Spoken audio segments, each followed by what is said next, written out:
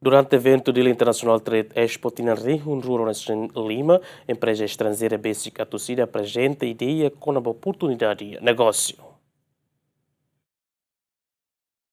Presidente da República José Ramos Horta, no primeiro-ministro Cairala Xanana Guzmão, segunda encera Eventu Dili Internasional Trade Expo tinan Rua em Lima e a Centro Convenção Dili. E a cerimônia de encerramento Presidente da República José Ramos Horta hatoni apreciação para membro do governo que organiza evento também haturo na capacidade de governo e a evento bot sira hanesane.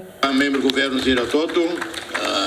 Parabéns ao setor privado nacional, setor privado internacional, deve contribuir de actividades, ambiente positivo, como a calanida, loroida de actividades, contribuir tuan só a buat balão mas aprendemos buat balão, produtos balão, agora produto ida que agora os Indonésia. Awalua tiana companhia nenara, mas ao cara care falida produto ida que dia clio falecimento para halo uma faciliu, mas dia que teve forte ao cara care rona vile fale benhara neta, mas ao cara encomenda o atalneba uma vez halo população que é forte Ministro Comércio e Indústria Nino Pereira Hatete, Eventu Dili Internasional Trade Expo, tina Rua em Lima, nebehala durante Loron Lima e Timor-Leste, Ministério Comércio e Indústria resiste participante husi empresa atus rua Walunulo, composto husi atus ida Walunulo em Lima, empresa nacional, microquic no médio, no empresa Cianulo em Lima, husi estrangeiro. Tuir Nino Pereira, empresa Siranebe participa em Eventu Dili Internasional Trade Expo transforma evento neba palco global ida nebelos liu ideia com a oportunidade de negócio